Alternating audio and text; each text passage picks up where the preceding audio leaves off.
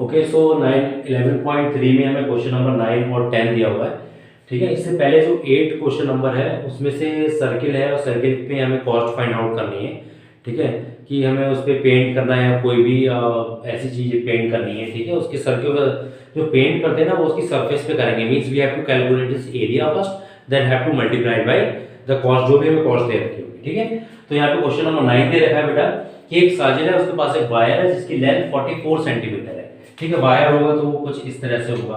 तो ये जो यहाँ से आता है कि जो लेंथ है दैट इज 44 सेंटीमीटर दे रखी है। अब इस वायर को लेके उसने पहले एक सर्किल की फॉर्म में कन्वर्ट कर दिया है। तो जो यही वायर जो है वो एक सर्किल की फॉर्म में इस तरह से कन्वर्ट हो गया है। ठीक है, यानी ये यहाँ से लेंथ आके शुरू यहीं पे खत्म हो रही है, यानी जो 44 है वो इस तरह से गोल हो गया, एक सर्कुलर फॉर्म में हो गया 44। यानी जो 44 लेंथ हो गई एक, that will be the become a circumference of the circle. यानी जो लेंथ हो गई that will become a circumference of circle बन जाएगी। ठीक है, तो जब हम 9 क्वेश्चन का सॉल्यूशन लिखेंगे तो उसमें लिखेंगे क्या, किस तरह से लिखेंगे कि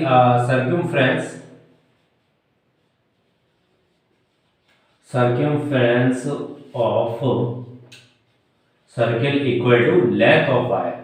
ठीक है, length of wire 2 pi r equal to length of wire कितनी थी 44, तो 2 into 22 upon 7 into r equal to 44। तो r की वैल्यू फाइंड करनी है तो 44, ये मैंने पीछे भी बताया आपको कि 7 मल्टीप्लाई में और 2 into 22 डिवाइड बाय 2 से ही कट जाएगा 22 और 22 से 22, तो कितना आ गया सिर्फ हमारे पास 7 सेंटीमीटर, यानी रेडियस आ गई।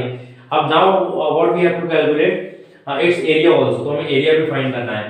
तो area equal to pi r square 22 upon 7, 7 into 7, तो समझ में आ गया होगा दो बार क्यों लिखा है, क्योंकि स्क्वायर आ रहा है। ठीक है, तो स्क्वायर आ रहा है इसलिए हमने दो बार लिखा 7 से 7।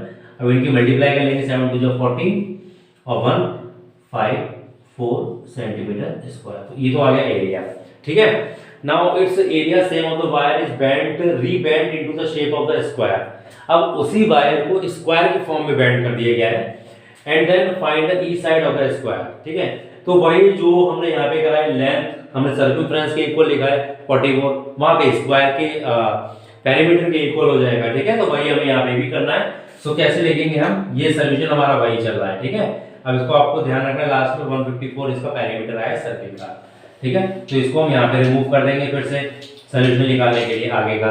तो हमने क्या लिखना है यहाँ पे, पेरीमीटर ऑफ स्क्वायर। ठीक है, क्योंकि उसको अब स्क्वायर की फॉर्म में, अगर रेक्टेंगल की फॉर्म में बेंड किया होता तो रेक्टेंगल की पेरीमीटर आ जाता है, यहाँ पे पेरीमीटर ऑफ स्क्वायर, यहाँ पे आ जाएगा square equal to length of wire. ये आपको ध्यान रखना है, लेंथ ऑफ वायर। ठीक है, जब भी हम किसी वायर को रिबेंड करते हैं, रीशेप करते हैं किसी दूसरी शेप में, तो उसमें आपस में उसका एरिया इक्वल होता है। ठीक है, सॉरी पेरीमीटर इक्वल होता है, एरिया नहीं इक्वल होगा, perimeter will be equal to each other, क्योंकि लेंथ जो होती है ना वायर की वो भी एक 2 डायमेंशनली होती है। ठीक है, लाइन है तो उसको 2 डायमेंशन में सर्किल की फॉर्म में, स्क्वायर रेक्टेंगल की फॉर्म, रोम्बस की फॉर्म में कन्वर्ट कर दिया। तो पेरीमीटर होता है 4 into साइड स्क्वायर का, और ये दे रखा 44, तो side equal to 44 upon 4, cut हो जाएगा, कितना आ जाएगा 11 सेंटीमीटर। ठीक है, तो हमें अब इसका भी एरिया कैलकुलेट कर लेना है। एरिया इक्वल टू कितना होता है, साइड स्क्वायर यानी 11 स्क्वायर इक्वल टू 11 का स्क्वायर तो आप सभी को पता होगा 121 सेंटीमीटर स्क्वायर। ये तो आ गया एरिया। अब देखिए ये एरिया है स्क्वायर का, ये एरिया है सर्किल का। तो हमसे पूछा गया था विच एनक्लोज मोर एरिया, तो इट इज ऑब्वियस कि यहाँ पे सर्किल का एरिया ज्यादा एनक्लोज कर रहा है। ठीक है, तो यहाँ पे लिख देंगे सर्किल एनक्लोज मोर एरिया। तो यहाँ पे लिख देंगे हम सर्किल एनक्लोज मोर एरिया, तो सर्किल एनक्लोज मोर एरिया, तो that will be our answer. Okay बेटा, सो 10th क्वेश्चन देखिएगा। 10th क्वेश्चन में हमें क्या दिया हुआ है, मैं इसको रिमूव कर देता हूँ। ठीक है, so that we can get more space. हाँ, ओके, नाउ 10th क्वेश्चन में क्या दिया हुआ है, एक सर्कुलर शीट दी हुई है हमारे पास जिसकी रेडियस 14 सेंटीमीटर है। ये फिगर बना हुआ है इसका। ठीक है, ये फिगर है, 2 सर्कल दिए हुए हैं छोटे जिनकी रेडियस कितनी है 3.5, और एक रेक्टेंगल दिया हुआ है जिसकी लेंथ है 3 और ब्रेड्थ है 1 meter, that is cut from a bigger circle. तो हमें रिमेनिंग शीट का एरिया फाइंड आउट करना है, ठीक है।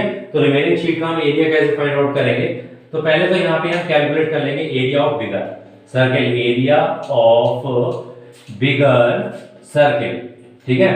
बिगर सर्किल जो सबसे बड़ा जो सर्किल है, that is pi r square 22/7 into are.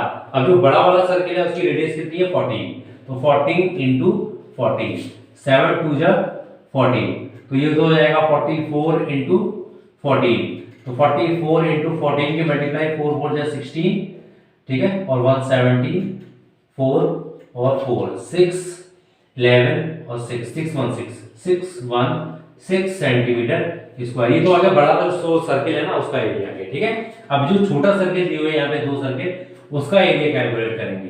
तो एरिया ऑफ स्मॉलर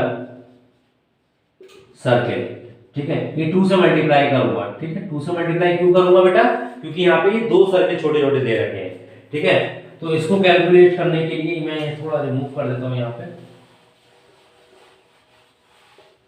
अब देखिए, तो 2 इंटू 22/7 इंटू, ये जो स्मॉलर सर्किल है इनकी रेडियस दे रखी है 3.5, तो इसको दो बार 3.5 दो बार लिख लिया। अब 7 से ये कट हो जाएगा, ठीक है, 0.5।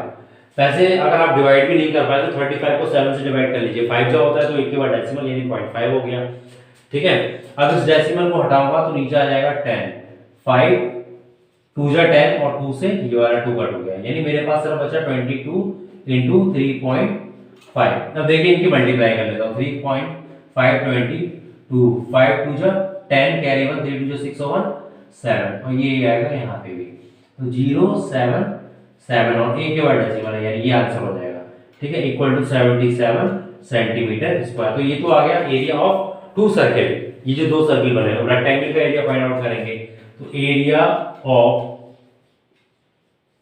रेक्टेंगल, ठीक है।